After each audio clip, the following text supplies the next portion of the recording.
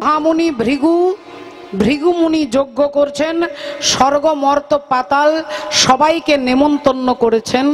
সমস্ত দেবী দেবতা, গন্ধর্ব, ঋষি মুনি, সাধু, ব্রাহ্মণ, আপনাদের মতো ভক্ত সবাই গিয়ে উপস্থিত হয়েছে। সকলকে আলাদা আলাদা জায়গা দিয়েছে বসবার জন্য। সবাই নিজ নিজ জায়গায় বসেছেন। এমন সময় আসছেন কে? সেই যজ্ঞের অনুষ্ঠানে আসছেন বিশেষ অতিথি, যিনি হচ্ছেন প্রজাপতি দক্ষ রাজা। হেন কালে আইলেন দক্ষ প্রজাপতি,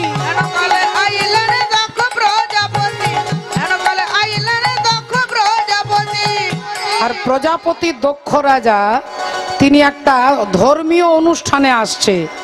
এই প্যান্ডেলে, এই হরিবাসরে ঢুকতে গেলে যদি কেউ এরকম করে ঢোকে, মা এইরকম করে হাতের ওপরে হাত দিয়ে মাথা উঁচু করে যদি কেউ ভেতরে আসে, এই স্টেজের ওপরে ওঠে, তাহলে আপনারা বলবেন যে লোকটা কোনো ভদ্রতা জ্ঞান নেই। একটা ধর্মীয় অনুষ্ঠানে, একটা মন্দিরে, একটা ঠাকুরের প্যান্ডেলে প্রবেশ করতে গেলে অন্তত হাত জোড় করে, না হলে মাথাটা নিচু করে ঢুকতে হবে। কিন্তু প্রজাপতি একটা হচ্ছে বিরাট বড় একটা পদ, যেমন রাষ্ট্রপতি একটা পদ, যেমন প্রধানমন্ত্রী একটা পদ, যেমন মুখ্যমন্ত্রী একটা পদ, সেরকম একটা পদ হচ্ছে প্রজাপতি। আর ওই চেয়ারটাতে বসেন কে? না প্রজাপতি দক্ষ রাজা। সেই দক্ষ রাজা আসছে। হেন কালে আইলেন দক্ষ প্রজাপতি, হেন কালে আইলেন দক্ষ প্রজাপতি, হেন কালে আইলেন দক্ষ প্রজাপতি। তাহারে দেখিয়া তবে করে না প্রণতি, তাহারে দেখিয়া তবে করে না প্রণতি, তাহারে দেখিয়া তবে করে না প্রণতি। এখন প্রজাপতি দক্ষ রাজা ভেতরে আসছে, আর তাকে দেখে সবাই নিজের নিজের চেয়ার ছেড়ে উঠে দাঁড়িয়েছে। বাবু নিজের নিজের চেয়ার ছেড়ে উঠে দাঁড়িয়েছে। আর উঠে দাঁড়িয়ে কেউ কেউ হাত জোড় করছে, কেউ কেউ মাথা নিচু করছে, সবাই নমস্কার করছে। দক্ষ রাজা দেখে নিল ডান দিকে আমাকে দেখে কারা কারা উঠে দাঁড়িয়েছে দেখি।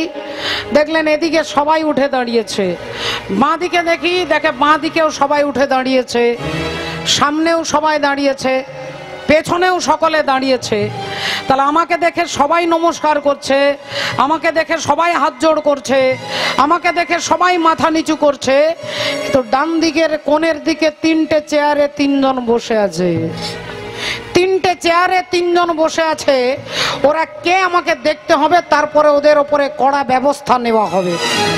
আমি প্রজাপতি দক্ষ রাজা, আমাকে দেখে উঠে দাঁড়াচ্ছে না, নমস্কার করছে না।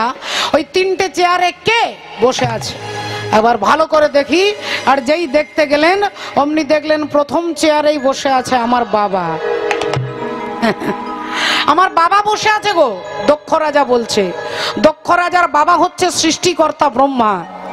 তাহলে ব্রহ্মার পায়ের বুড়ো আঙ্গুল থেকে দক্ষ রাজার জন্ম হয়েছে। তাহলে দক্ষ রাজার বাবা হচ্ছে ব্রহ্মা। তাহলে ব্রহ্মা বসে আছে, তা বাবা তো বসবেই। বাবা তো আর আমাকে দেখে হাত জোড় করবে না, আর বাবা আমাকে দেখে প্রণাম করবে না। তাহলে বাবা বসে আছে, বেশ করেছে। আচ্ছা, বাবার পাশের চেয়ারে কে বসে আছে একটু দেখি। আবার যেই ভালো করে দেখতে গেলেন দেখলেন ব্রহ্মার পাশের চেয়ারে আমার বাবারও বাবা বসে আছে। আর আমার বাবার বাবাকে না, ব্রহ্মার বাবা হচ্ছেন ভগবান বিষ্ণু, কারণ বিষ্ণুর নাভি থেকে ব্রহ্মা সৃষ্টি হয়েছে।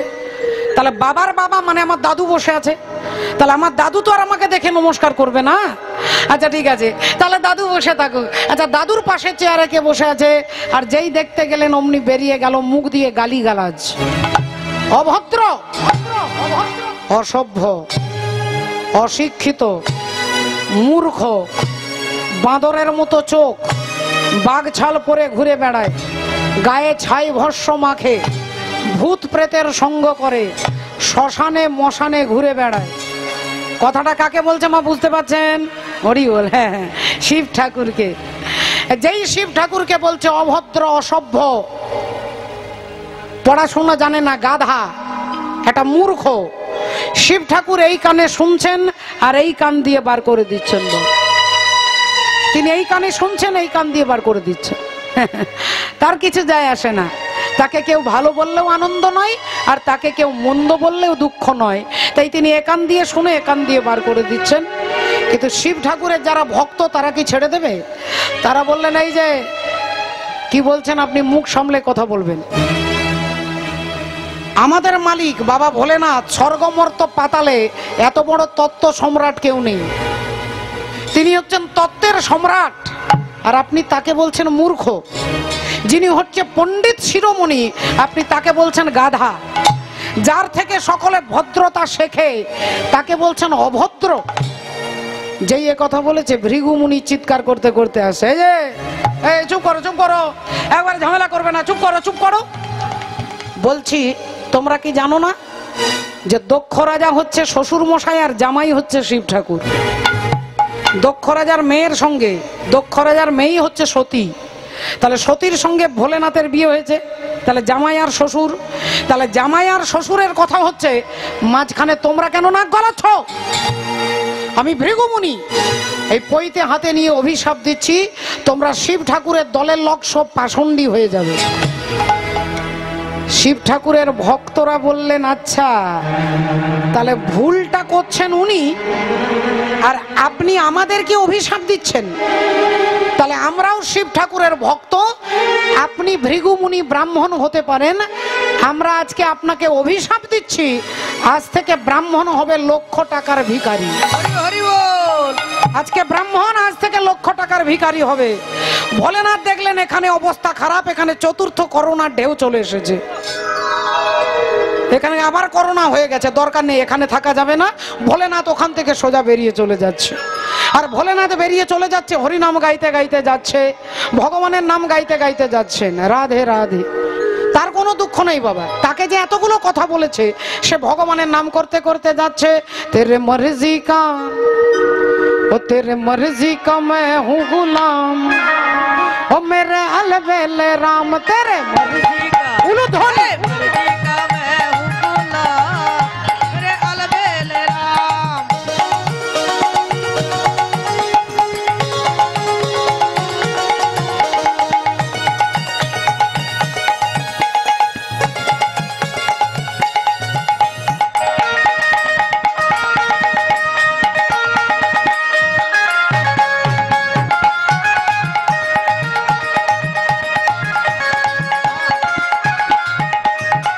अलबेले राम मेरे अलबेले राम, अलबेले राम मेरे अलबेले राम, अलबेले राम मेरे अलबेले राम, अलबेले राम मेरे अलबेले राम। तेरे मर्जी का ओ तेरे मर्जी का मैं हूँ गुलाम ओ मेरे अलबेले राम।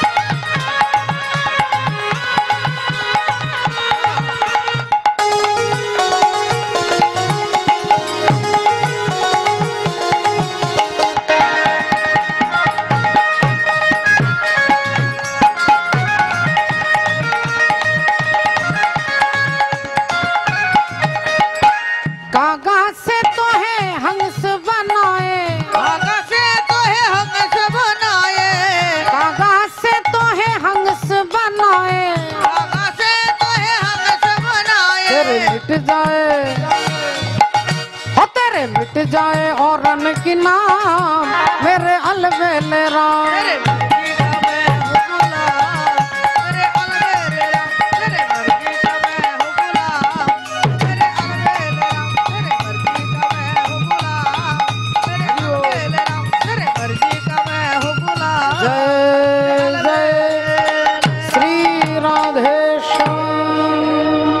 ভোলেনাথ হরিনাম করতে করতে বাড়ি এলেন বাবা।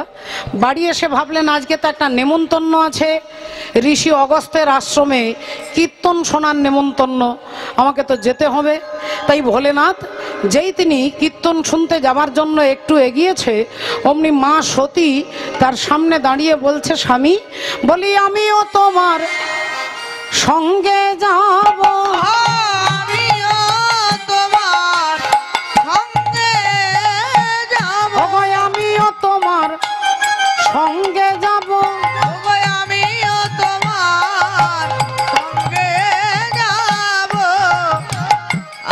আপনার সঙ্গে যাব। কেন জানে? বলি আমি তোমার সাথে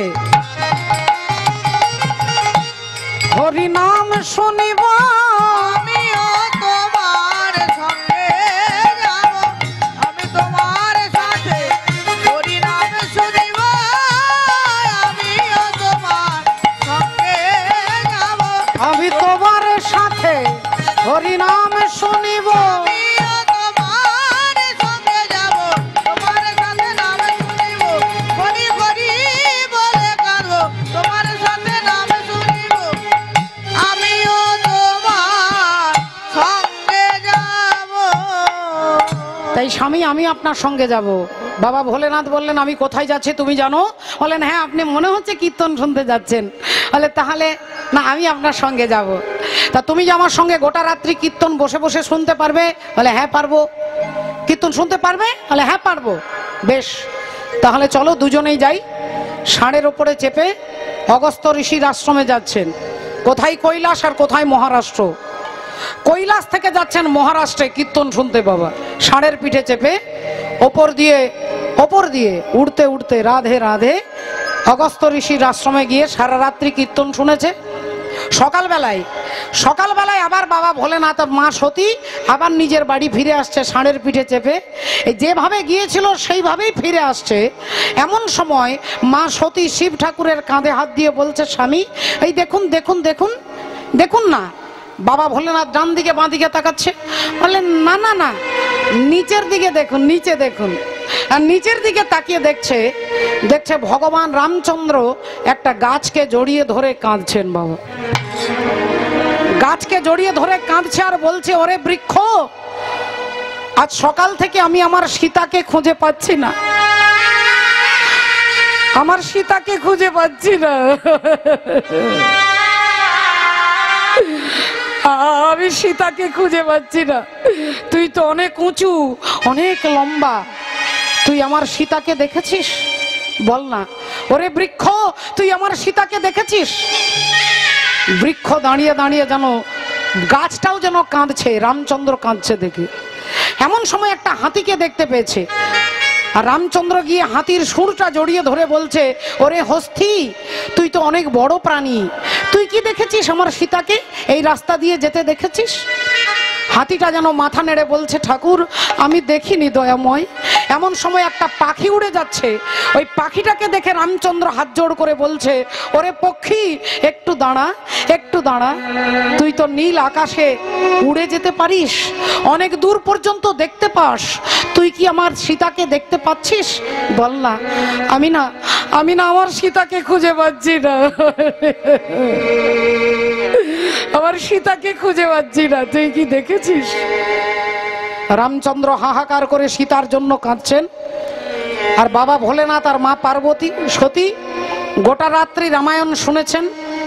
দুজনেই রামায়ণ শুনেছেন, দুজনেই হরিকথা শুনেছেন, কিন্তু দুজনের মনোভাব আলাদা। এখানে যারা যারা আছেন, দাঁড়িয়ে আছেন, বসে আছেন, যারা ঘর থেকে শুনছেন, সকলের মনোভাব কিন্তু একরকম হতে পারে না বাবা।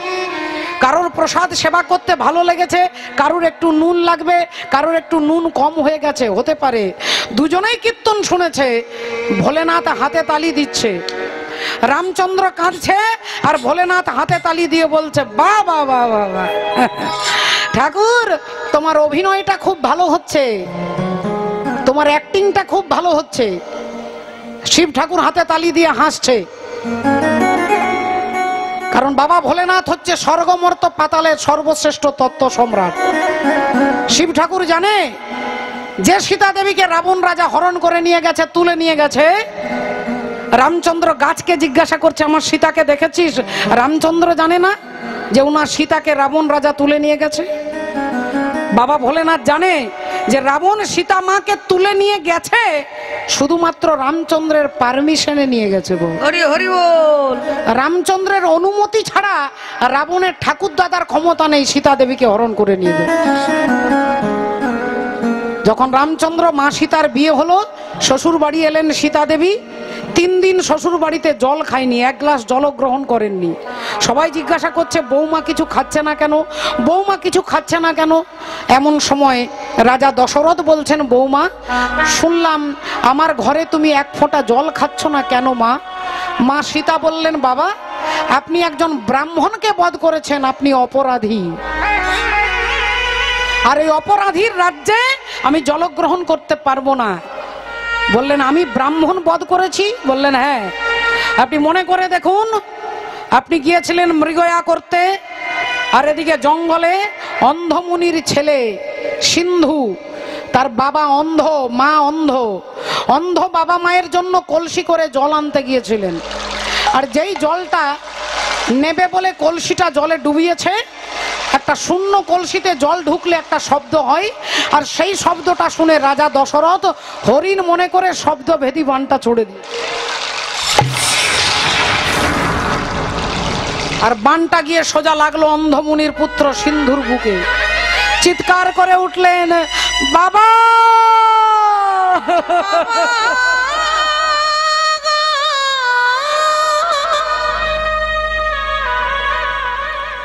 তুমি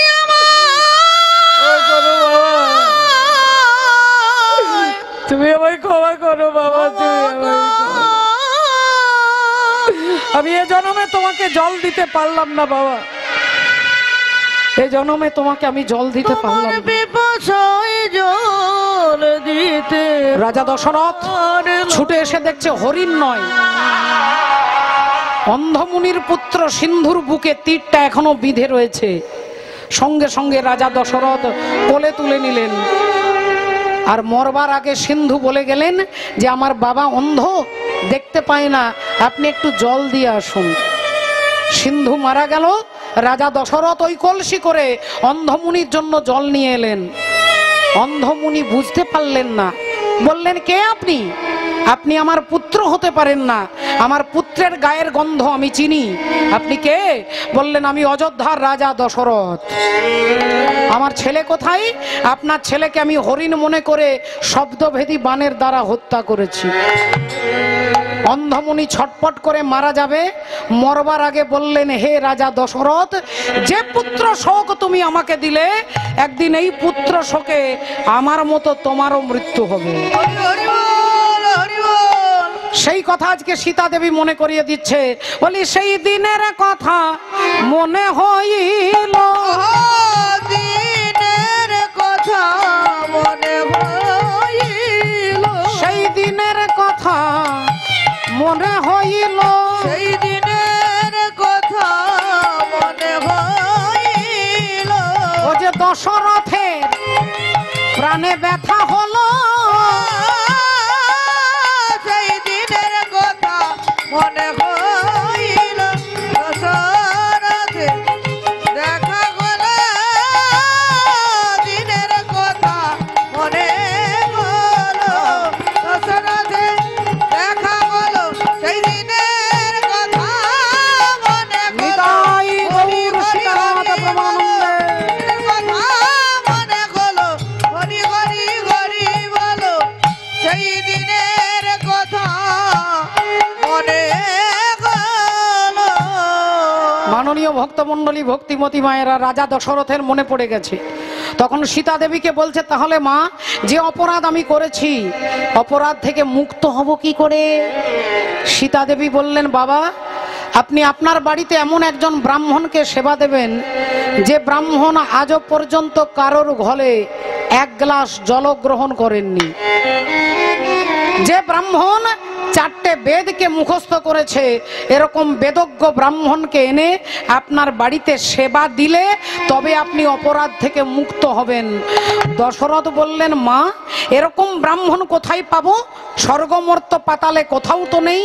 সীতা দেবী বললেন, এই রকম ব্রাহ্মণ একজন আছে, আর তিনি হলেন লঙ্কার রাজা রাবণ। এই রাবণের নামে চিঠি লিখলেন দশরথ, আপনি আমার বাড়িতে এসে সেবা গ্রহণ করতে হবে, আমি অপরাধ থেকে মুক্ত হব। দশরথের চিঠি পেয়ে রাবণ রাজা এলেন, দশরথের বাড়িতে জলগ্রহণ করলেন। এবার রাজা দশরথ রাবণকে দক্ষিণা দিতে যাবে। বলুন আপনি কি চান? রাবণ বললেন, আপনারও যা আছে আমারও তাই আছে, তাই আমাকে অন্য কিছু দিতে হবে না, একবার মা সীতার সঙ্গে দেখা করিয়ে দেন। দশরথ রাজা রাবণ রাজাকে এনে সীতা দেবীর ঘরের দরজায় দাঁড় করিয়ে দিয়ে চলে গেলেন। রাবণ দরজা ঠকঠক করলেন, সীতা দেবী দরজা খুলে রাবণকে প্রণাম করলেন। রাবণ ভেতরে গিয়ে দরজাটা বন্ধ করে দিলেন, জানালাটা বন্ধ করে, আর হাত জোড় করে মা সীতা দেবীর পায়ের কাছে বসে বলছে, মা তুমি আমার মা, আমি তোমার সন্তান। আজ আমি তোমার কাছে এসেছি আমার মনের গোপন কথা বলবার জন্য। আমার মনে একটাই অভিলাষ, আমি তোমার স্বামী রামের হাতে মরতে চাই, আমি রামের হাতে মরতে চাই। রামের হাতে মরতে চাই। সীতা দেবী বললেন, বাবা তাহলে আমার মালিক, আমার যিনি মালিক আমি তাকে ডেকে দিচ্ছি। রামচন্দ্রকে ডাকলেন। রামচন্দ্র হাত জোড় করে রাবণকে প্রণাম করে বললেন, হে অতিথি নারায়ণ, বলুন আপনি কি চান? রাবণ বললেন, হে দয়াময়, আমি তোমার হাতে মরতে চাই। ভগবান রাম বললেন, আমার কৃপা পেতে গেলে আগে সীতার কৃপা পেতে হবে, কৃষ্ণের কৃপা পেতে গেলে আগে রাধার কৃপা পেতে হবে, গৌরের কৃপা পেতে গেলে আগে নিত্যানন্দের কৃপা পেতে হবে। তাই যদি আমার কৃপা পেতে চাও তাহলে আগে আমার সীতার কৃপা পেতে হবে। রাবণ বললেন, প্রভু কি করলে মা সীতার কৃপা হবে? বললেন, চিন্তা করবে না হে রাজা দশানন, আর কয়েকদিন পরে আমি রাম, লক্ষ্মণ আর সীতা এই তিনজন 14 বছরের জন্য বনবাসে চলে যাব। সেই 14 বছরের বনবাসে তার মধ্যে 11 মাসের মতো আমি আমার সীতাকে তোমার লঙ্কাতে পাঠিয়ে দেব। হরি হরি বল। তুমি এসে আমার সীতাকে হরণ করে নিয়ে যাবে। সারা সমাজ জানবে রাবণ সীতাকে হরণ করেছে, কিন্তু পণ্ডিত ভক্তগণ পণ্ডিতগণ জানবে যে রাবণ সীতা দেবীকে হরণ করতে পারতই না যদি রামচন্দ্র অনুমতি না দিত। হরি হরি বল। তাই আমার অনুমতিতে তুমি আমার সীতাকে হরণ করে নিয়ে যাবে। আমি তোমাকে আশীর্বাদ করে বলছি। এ কথা বাবা ভোলেনাথ জানে, তিনি তত্ত্ব সম্রাট। তাই তিনি রামচন্দ্রের অভিনয়টা দেখে হাসছে আর হাতে তালি দিচ্ছে আর বলছে, তোমার অ্যাক্টিংটা ভালো হচ্ছে। আর মা সতী, তিনি বড় বাড়ির মেয়ে, দক্ষ রাজা, এত বড় মন্ত্রীর তিনি মেয়ে, তো দক্ষ রাজার মেয়ে, ও অহংকারী ব্যক্তির মেয়ে, কথায় কথায় চ্যালেঞ্জ করে। বলে উঠলেন, আচ্ছা স্বামী একটা কথা বলবো, সারা রাত্রি যে রামের কথা শুনলাম সেই রাম, আর এই যে জঙ্গলে যে কাঁদছে এই রাম, এই দুটো রাম কি একই ব্যক্তি না আলাদা আলাদা ব্যক্তি?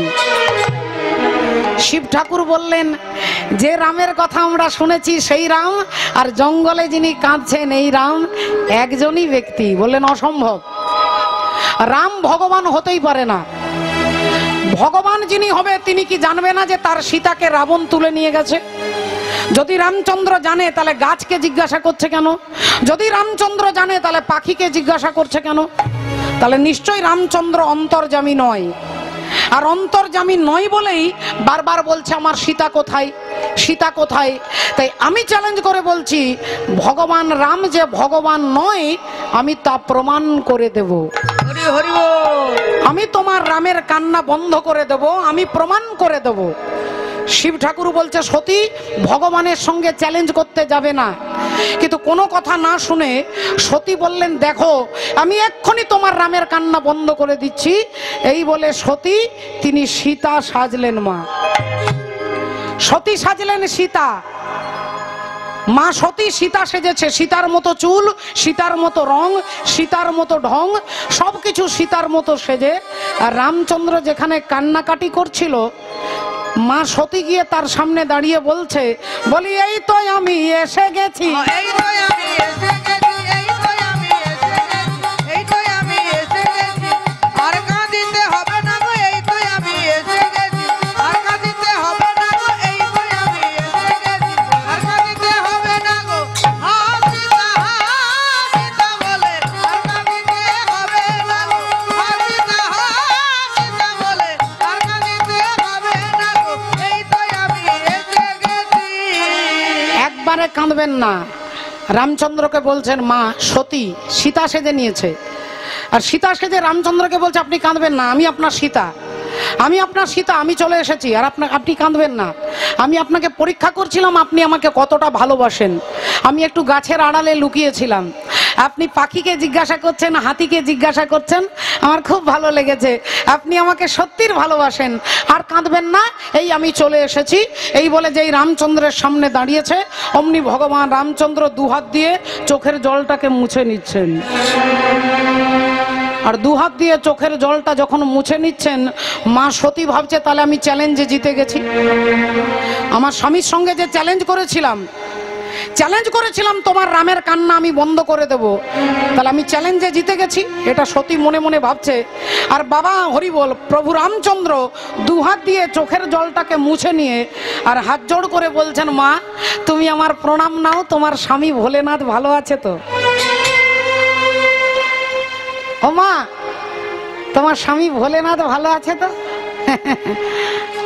যেই বলেছে মা সতী নিজের দিকে তাকাচ্ছে, ভাবছে বিউটি পার্লারে ১৫০০ টাকা খরচা করে সেজে এসেছি, আমি সীতা সেজে এসেছি পার্লার থেকে, সীতার মতো রং, সীতার মতো ঢং, সবকিছু সীতার মতো।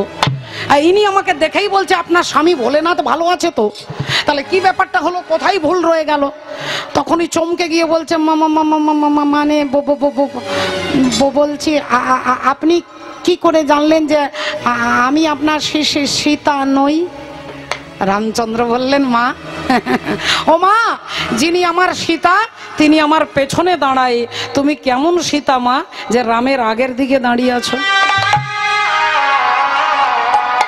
সীতা হচ্ছে ভক্তি, আর ভক্তির পেছনে কে দাঁড়িয়েছে না লক্ষণ। আগে লক্ষণ, তারপরে সীতা, তারপরে রাম। লক্ষণ হচ্ছে গুরু তত্ত্ব, আগে গুরু, তারপরে সীতা হচ্ছে ভক্তি। গুরুর কৃপার পরে হবে ভক্তি, আর ভক্তির পরে হবে ভগবান। তুমি কেমন সীতা যে রামের আগের দিকে দাঁড়িয়ে আছো? সীতা সেজেছ, সীতার অভিনয়টা রিহার্সাল করতে তোমার মনে নেই। এই কথা যেই বলেছে, মা সতী তাড়াহুড়ো করে ছুটে পালাচ্ছে। আর এদিকে বাবা ভোলেনাথ তিনি বসে আছেন কৈলাস পর্বতে। যেই সতী ঢুকেছে, অমনি ভোলেনাথ চোখ খুলে বললেন, কি ব্যাপার, সব ঠিক আছে তো? সব ঠিক আছে? মা সতী বললেন, হ্যাঁ সব ঠিক আছে। তা কি হলো ওখানে? কি আর হবে, আপনি যাকে দিন রাত্রি প্রণাম করেন সে তো আমাকে প্রণাম করলো।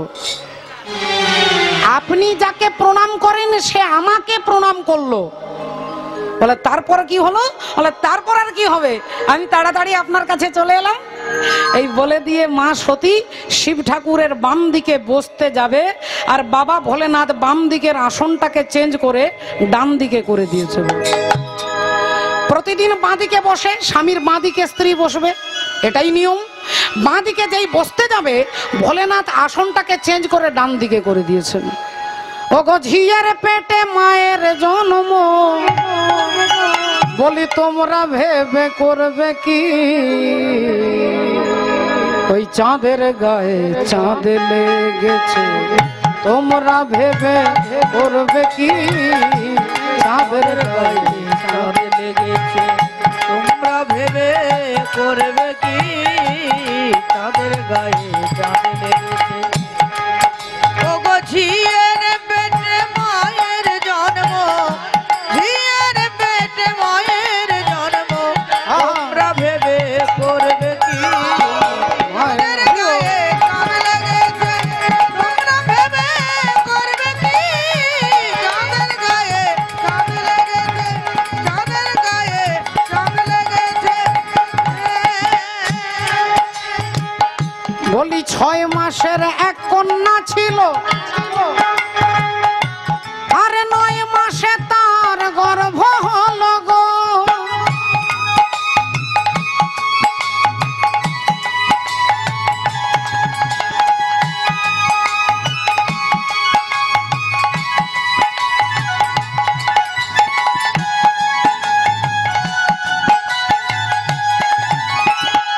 বলি 11 মাসে 3টি সন্তান, ও গো 11 মাসে 3টি সন্তান, ও গো 11 মাসে 3টি সন্তান। 11 মাসে 3টি সন্তান, বলি কোনটা করবে ফকিরি উরুধর গায়ে চাঁদ লেগেছে তোমরা ভেবে করবে কি চাঁদের গায়ে চাঁদ লেগেছে চাঁদের গায়ে চাঁদ লেগেছে চাঁদের গায়ে চাঁদ লেগেছে এবার মায়েরা দেখুন, ভক্তিমতী মায়েদের জিজ্ঞাসা করব, মা, মা দুর্গার কটা ছেলে আর কটা মেয়ে? আঙুলে দেখান, কটা ছেলে কটা মেয়ে? দুটো ছেলে আর দুটো মেয়ে। কি কি মেয়ে দুটোর নাম? লক্ষ্মী আর সরস্বতী, তাই তো? ঠিক বলছি? আচ্ছা, মা দুর্গার মেয়ে হচ্ছে লক্ষ্মী আর সরস্বতী। এইবার মা দুর্গাকে সৃষ্টি করেছেন তিনজন দেবতা। মহিষাসুরকে বধ করবার জন্য তিনজন দেবতা সৃষ্টি করলো মা দুর্গাকে। এক হচ্ছে ব্রহ্মা, বিষ্ণু, মহেশ্বর। এবার মহিষাসুরকে বধ করে মা দুর্গা গিয়ে ব্রহ্মাকে বলছে, আপনি আমাকে গ্রহণ করুন। ব্রহ্মা বললেন, তোমাকে আমি সৃষ্টি করেছি, মানে তুমি আমার মেয়ে, আমি তোমার বাবা। মা গিয়ে আবার বিষ্ণুকে বলছেন, আপনি আমাকে গ্রহণ করুন, না তোমাকে আমি সৃষ্টি করেছি, তুমি আমার মেয়ে, আমি তোমার বাবা। তখন ভোলেনাথকে গিয়ে বলছে, আপনি আমাকে গ্রহণ না করলে আমি মরব। ভোলেনাথ বললেন, তুমি আমাকে পেতে পারবে, তোমাকে 108 বার দেহটা পাল্টাতে হবে। তাহলে ভালো করে লক্ষ্য করে বিচার করে দেখুন, ব্রহ্মা হচ্ছে বাবা, ভগবান বিষ্ণু হচ্ছে বাবা। এরা দুজন হচ্ছে বাবা, আর শিব ঠাকুরকে তিনি 108 বার দেহ পাল্টে তারপরে বিয়ে করলেন। তাহলে ব্রহ্মা যদি বাবা, বিষ্ণু যদি বাবা হয়, তাহলে মা দুর্গার বাবা হচ্ছে বিষ্ণু। আর বিষ্ণুর স্ত্রীর নাম কি? বিষ্ণুর পায়ের কাছে কে বসে থাকে সব সময়? মায়েদের জানা উচিত, আপনারা লক্ষ্মীর ভান্ডার নিচ্ছেন। হ্যাঁ, মা লক্ষ্মী দেবী। তাহলে ভগবান বিষ্ণুর স্ত্রী হচ্ছে লক্ষ্মী। 1 মিনিট আগে আপনারা বললেন কি? বিষ্ণুর স্ত্রী যদি লক্ষ্মী হয়, তাহলে বিষ্ণু মা দুর্গার কে হয়? বাবা। তাহলে বাবার স্ত্রী কে হবে? আমার বাবার স্ত্রী আমার কে হবে? মা হবে না? তাহলে আপনি এক্ষুনি বলছেন মা দুর্গার মেয়ে হচ্ছে লক্ষ্মী, আবার এক্ষুনি মা লক্ষ্মী মা দুর্গার মা হয়ে গেল। ঝিয়ের পেটে মায়ের জন্ম, তোমরা ভেবে করবে কি? হরি বল। চাঁদের গায়ে চাঁদ লেগেছে তোমরা ভেবে করবে কি চাঁদের গায়ে চাঁদ লেগেছে চাঁদের গায়ে চাঁদ লেগেছে চাঁদের গায়ে চাঁদ লেগেছে। ও যে ঘর আছে তার দুয়ার নাই, আর লোক আছে তার বাক্য নাই গো। বলো কে তাহারে আহার যোগায়, কে বাদাই সন্ধ্যাবাতি। আহার যোগায় কে বাদে সন্ধ্যাবাতি, কে তাহারে আহার যোগায় কে বাদে সন্ধ্যাবাতি। বলি ফকির লালন ভেবে বলে, দেখো ছেলে মরে মাকে ছুলে গো।